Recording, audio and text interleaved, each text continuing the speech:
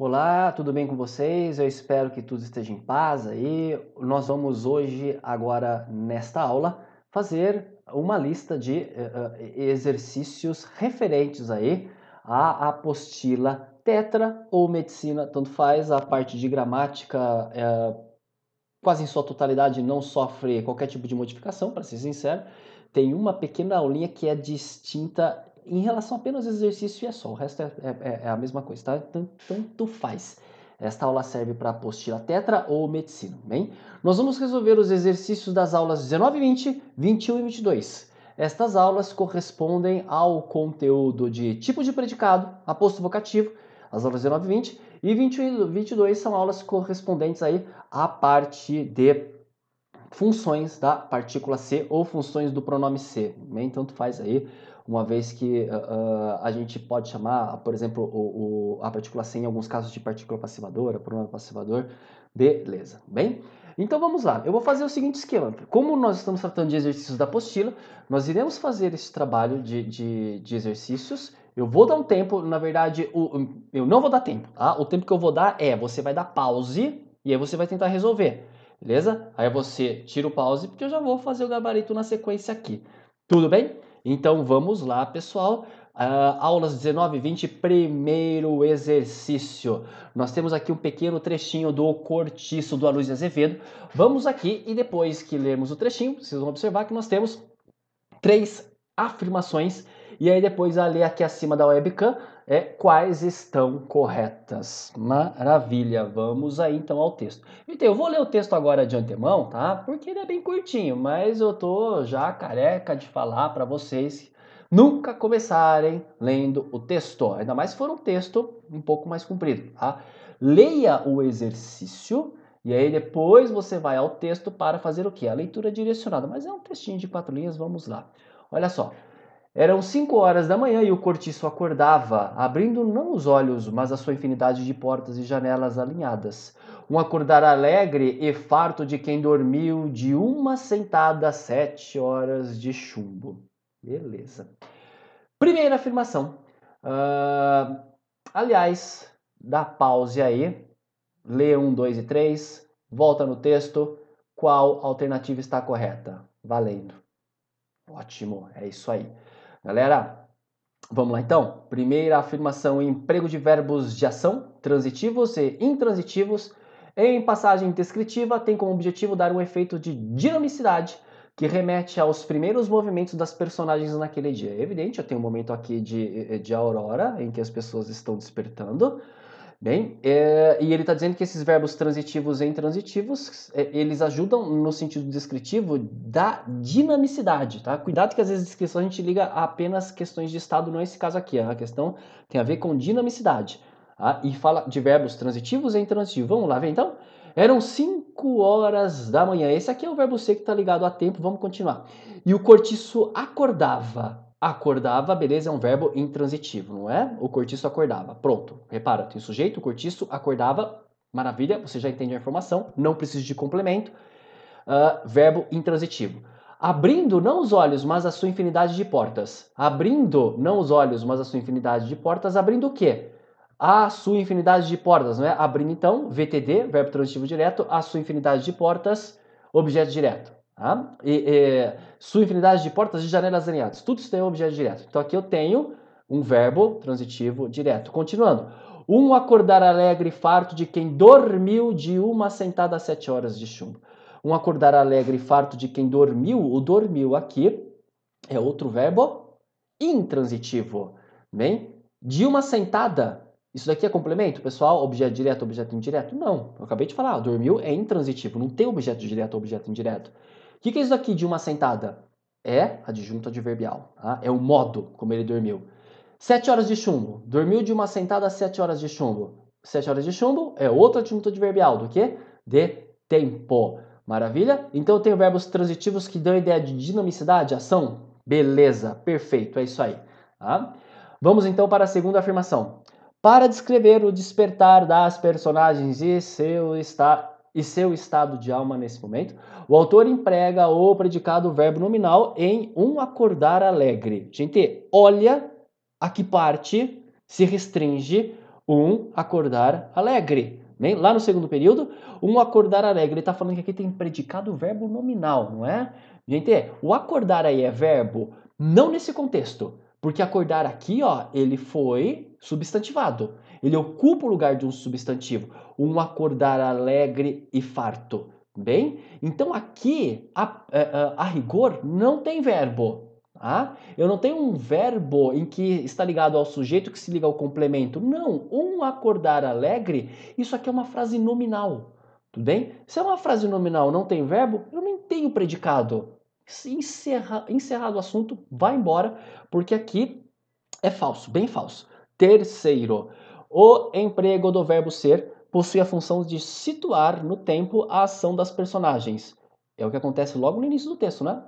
Eram 5 horas da manhã. Então, beleza, o verbo ser situa no tempo. Maravilha. Tá? Continuando depois do ponto e vírgula. Já a expressão 7 horas de chumbo refere-se ao fato de as personagens terem tido uma noite pesada, disfórica, como um chumbo. Gente, disfórica é o oposto da euforia, bem?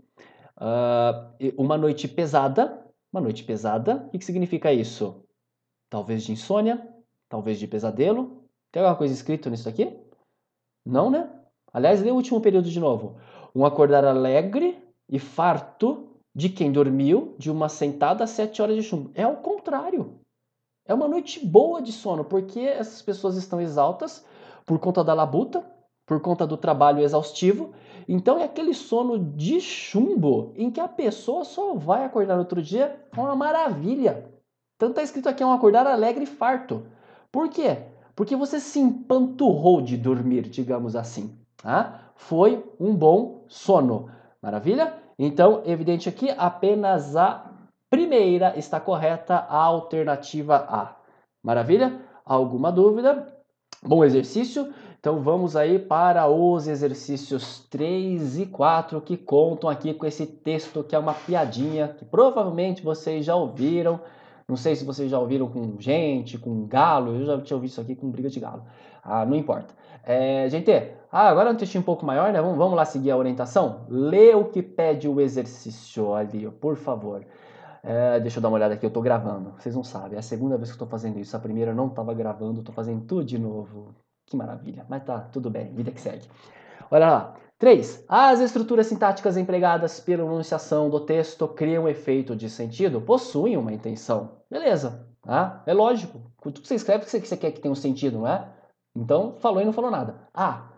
Qual é a funcionalidade do predicado nominal nos trechos? O de azul é bom, mas o de vermelho é mau. O lutador de azul estava esticado no chão. Beleza? Aqui é de sintaxe. Unicamente ele quer que a gente tire da sintaxe a parte semântica. O B é a mesma coisa, olha lá. Qual é a técnica de texto subjacente ao emprego do predicado nominal? Técnica de texto. Lembra o que é isso? Por exemplo, na narração tem técnica de texto, não é? Que é o quê? Personagem, tempo, enredo. Dissertação tem técnica de texto, que é você aprender o que? Introdução, desenvolvimento. Descrição tem técnica de texto. Carta tem técnica de texto. Então, qual é a técnica aqui usada pelo emprego de predicado nominal? Bem, o quanto que o predicado nominal é usado para reforçar este texto? Esse tipo de pergunta, bem? Vamos então aqui, as duas são bem parecidas, né? 3A e B. Vamos ao texto para que a gente possa responder aí corretamente. Numa cidadezinha do interior, ocorria a disputa do título mundial de boxe, atividade comum na região. Um espectador no local resolveu apostar na luta, olhou para um canto e viu um caipira sentado mascando um pedacinho de mato, bem atento à disputa. O homem foi pedir ajuda ao caipira, achando que ele saberia qual boxeador iria ganhar. Caipira, qual lutador aí é bom? O de azul ou de vermelho? O caipira pensou e respondeu: o bom é o de azul. O homem foi lá e apostou tudo o que tinha, crente de que iria sair dali rico. A luta começou e em 5 minutos acabou. O lutador de azul estava esticado no chão, sem condições nem de levantar. O homem, muito nervoso, questionou o caipira: você não me disse que o de azul era bom? O caipira respondeu: o de azul é bom, mas o de vermelho é mau. Vamos. Vamos lá então, pessoal. Então aqui neste caso, tá? Qual que é a função? Volta lá para A, bem? Volta lá para A. Se for o caso, dá um pause aí, bem? Então vamos. Ele quer saber a funcionalidade dos Predicados nominais, o de azul é bom, mas o de vermelho é mau. O lutador de azul estava esticado no chão. Entende? Muito simples. Eu tenho o verbo ser e estar, não é? Ela é bonita, ela estava bonita. Parte desse princípio, você já consegue resolver completamente. O de azul é bom, o é pressupõe estado fixo, inerente, prolongado. A mesma coisa, o de vermelho é mau.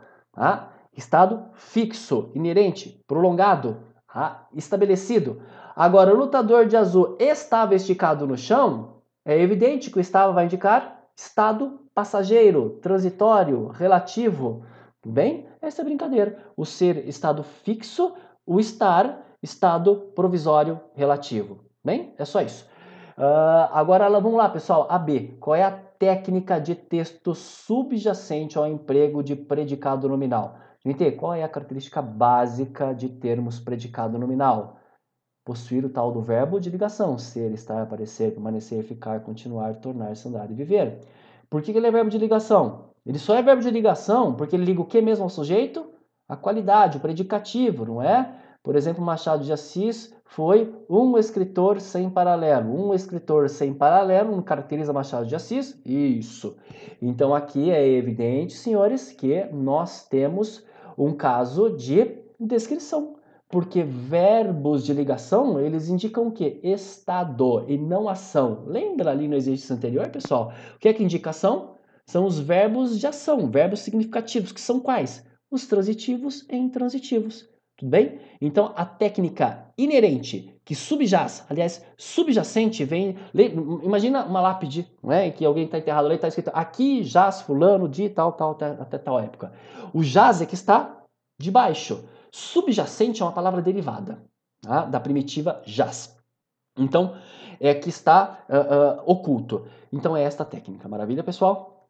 É a técnica em que nós temos o uso de verbos de ligação, ligando qualidade ao sujeito e, portanto, é característica típica de textos descritivos. Maravilha, é isso aí. Vamos aqui então na sequência para o exercício 4 que trata ainda deste texto aqui. Olha só aí, pessoal.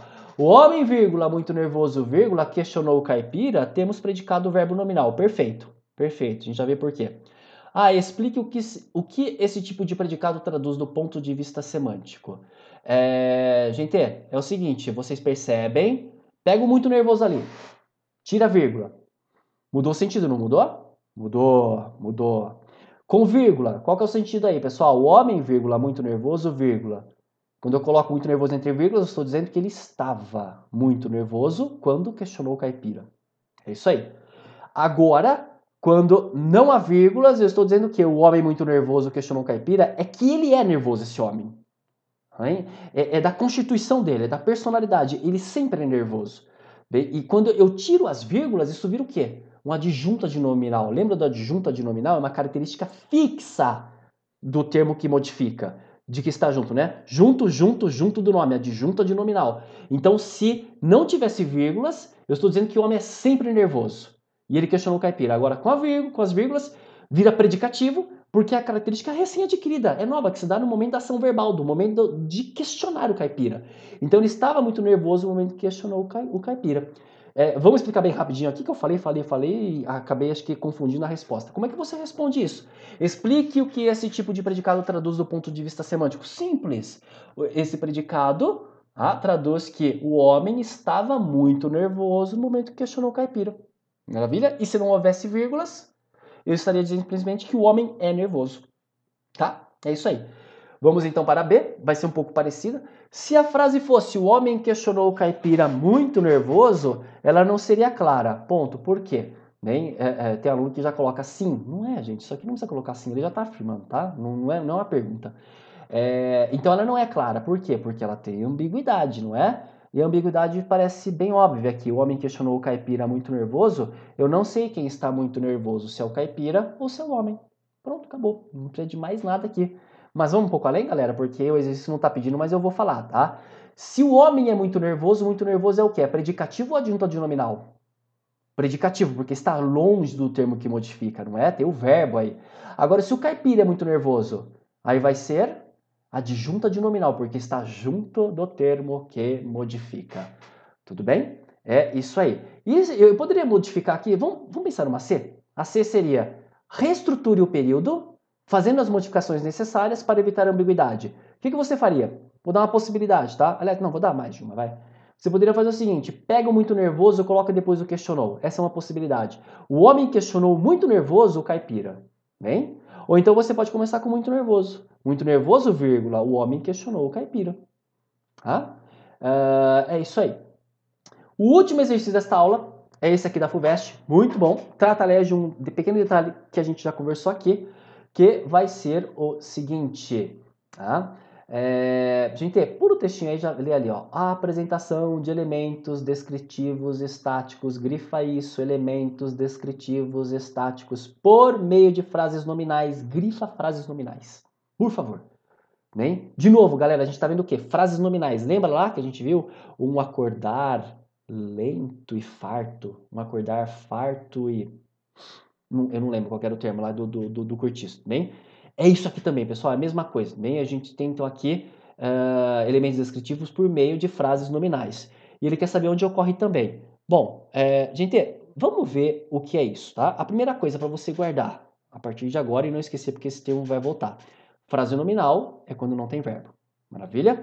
Olha o texto aqui original, então, do Guimarães Rosa. Vamos ler aí? A casa não passava, a bem dizer, de uma casa-rancho. Gente, aqui tem um verbo, isso aqui não é uma frase nominal.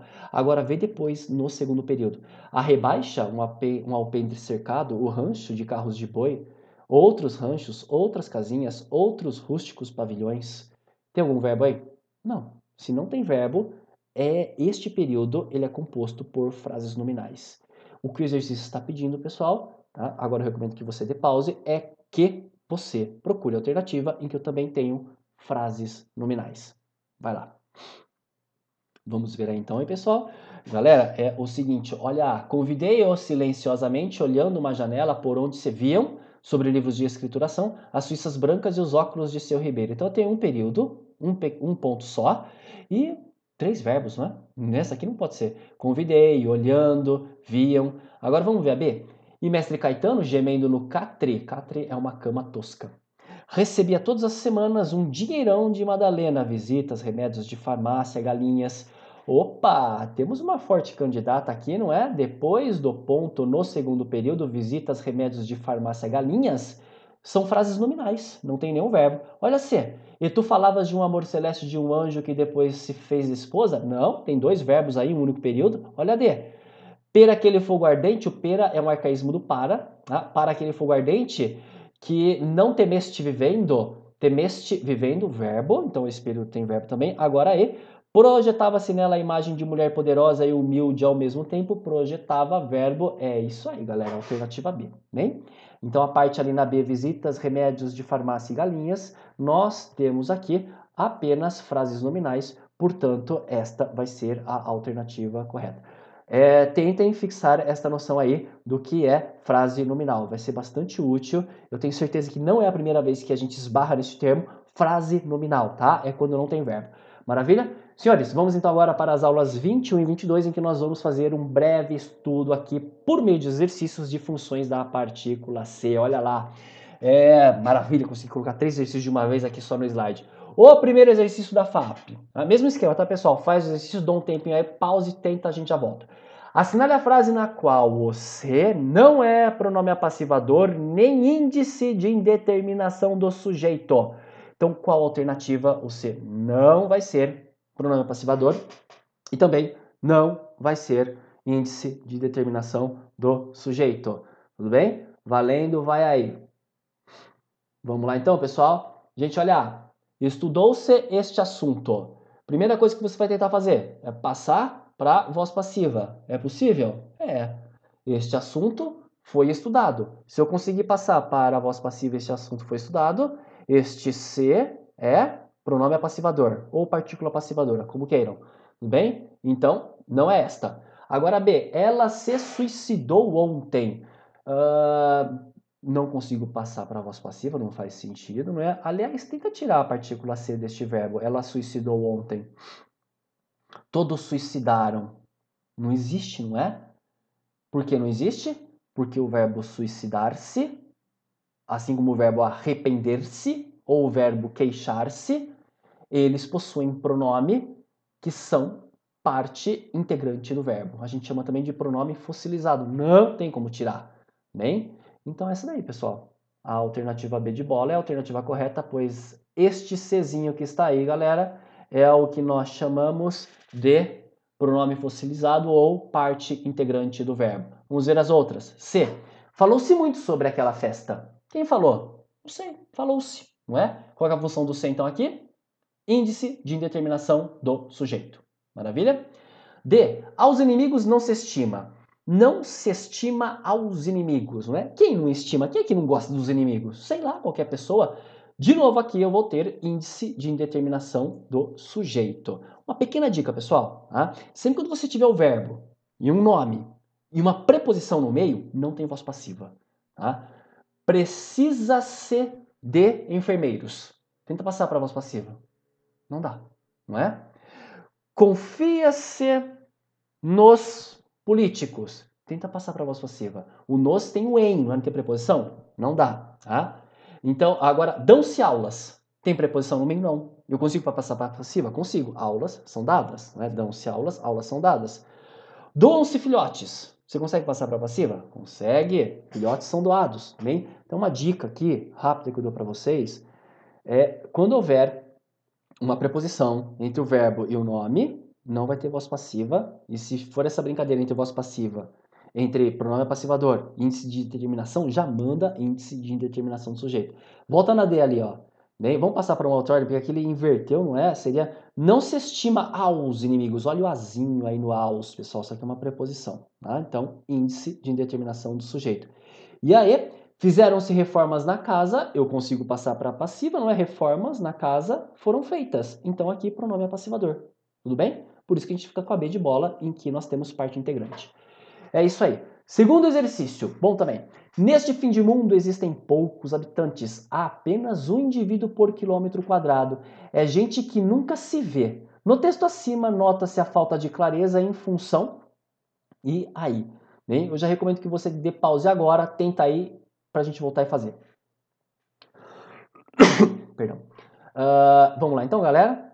Gente, ele quer aqui alguma coisa que não tem muita clareza. Se não tem muita clareza, provavelmente tem alguma coisa que vai causar, talvez, mais de uma interpretação. E a brincadeira é evidente, está no último período, não é? É gente que nunca se vê. Porque aqui eu tenho uma determinada dúvida. Porque reparem, é gente que nunca se vê. Lê o texto inteiro agora. Nesse fim de mundo existem poucos habitantes, há apenas um indivíduo por quilômetro quadrado. É gente que nunca se vê. Se tem um indivíduo por quilômetro quadrado, bem, é gente que nunca se vê, é gente que não vê a outra e vice-versa, não é? Então, neste caso, a função dessa partícula C vai ser pronome recíproco. Maravilha? É gente que nunca se vê, as pessoas não se veem. A mesma coisa seria como, sei, os deputados se ofendiam na plenária ou os amantes se beijavam intensamente. Neste caso, a partícula C pressupõe reciprocidade. Tá? E esta é uma possibilidade, mas existe uma outra possibilidade de leitura. É gente que nunca se vê, eu posso também. Repare, eu consigo passar para a voz passiva? Consigo. É gente que nunca é vista. Por quê? Porque elas estão num fim de mundo gigantesco em que eu tenho uma pessoa por quilômetro quadrado. Então, se essas pessoas são raras, elas não são vistas, não é? Por ninguém, nem entre elas. Então, tem essa dupla interpretação. Maravilha? É gente que nunca se vê, uma não vê a outra, porque elas estão distantes, e elas não são vistas por ninguém fora desse lugar também. Então, aqui eu vou ficar com a alternativa C, pois nós temos esta ambiguidade. Maravilha? É isso aí. Vamos para o terceiro exercício. Leia o texto a seguir. Senhor, aqui é proibido beber cerveja? Bebe-se em todos os lugares? Ora, bebia-se, senhor, no pretérito. A. Qual é o argumento que está contido em bebe-se em todos os lugares? Gente, isso daqui não tem nada de sintaxe, bem? Isso aqui é simplesmente interpretação. Imagina alguém falar isso aqui, ó, bebe-se em todos os lugares. Eu estou usando esse tipo de argumentação, porque o cara falou que é proibido, né? E o cara, acha? Todo mundo bebe em tudo quanto é lugar. Ou seja, se todo mundo bebe em qualquer lugar, eu também posso. É isso. Tá? Já que todos bebem, eu posso beber também. Este é o fundamento da argumentação. Maravilha? Agora B é a parte que nos diz respeito em relação a esta aula. Qual é a importância do se para o argumento? Gente, vamos lá? Qual que é a função do se? A função sintática. Bebe-se em todos os lugares. Quem bebe? Sei lá, todo mundo, várias pessoas, a população geral, não sei. Então a função dessa partícula C vai ser o quê? Índice de indeterminação do sujeito. Qual é a importância quando eu uso o índice de indeterminação do sujeito? Vamos lá, qual que é a diferença do tipo, alguém chega para mim, ó, senhor, é proibido beber, é proibido beber cerveja? E eu digo, bebe-se em todos os lugares, ora. E se eu dissesse, eu bebo em todos os lugares? Eu tava falando que eu sou alcoólatra, não é? Olha que beleza. Então, quando eu digo bebe-se em todos os lugares, é muito melhor que todos bebem, porque aí no caso, se eu generalizo a ação, é óbvio, se eles bebem eu também posso beber. Então repara que a principal função do índice de indeterminação do sujeito é generalizar. E a sua argumentação ganha muito força. Quando ganha muita força, porque ao usar isso, você, de alguma maneira, tira das suas costas uma determinada culpa. Como assim? Simples. Vamos imaginar a seguinte situação. Você pegou o seu carro, saiu 2 da madrugada e bateu. Tá? O semáforo estava fechado, você passou no semáforo fechado, colidiu o veículo e vai precisar de um advogado. Aí o seu advogado te defende da seguinte maneira.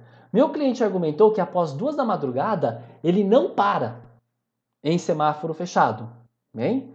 Agora vamos imaginar com o índice de determinação do sujeito?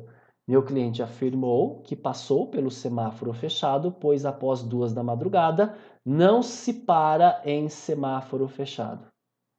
Reparem como melhorou. Após 2 da madrugada, não se para em semáforo fechado. Eu estou generalizando esta ação, porque é perigoso, e neste caso eu ganho força, pois eu não estou individualizando a minha ação. É representante da coletividade esse tipo de conduta. E neste caso eu estou dentro de uma suposta normalidade de ação. Evidente que não condiz com a lei, mas, digamos, eu tenho um pouco mais de chance de me dar bem neste caso aqui. Maravilha? É isso aí. Vamos então aqui para os exercícios 5 e 6 e fechamos. Vamos lá. Considere a seguinte passagem do texto adaptada à questão: o computador promoveu uma aproximação virtual entre as pessoas e também criou um distanciamento físico.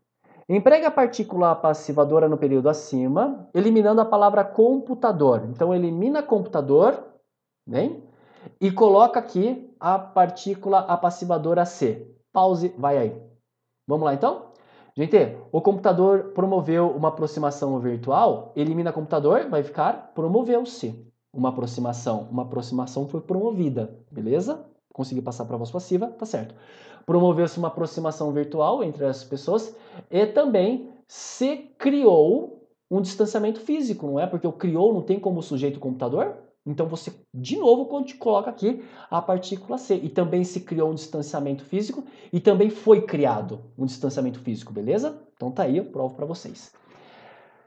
Exercício 6 e último. Esse exercício aqui, eu vou dizer que ele é o mais cabuloso da aula, ele é o que mexe com conceitos que estão além do que a gente já viu. Eu vou antecipar aqui um conhecimento de oração subordinada adverbial, mas vamos lá. E ele puxa mesmo, hein? Puxa bonito aqui, porque ele vai mexer com uma função sobre a qual nós não comentamos, uma vez que a função desta partícula C é de conjunção. E a gente só viu aqui a parte mais ligada a pronome.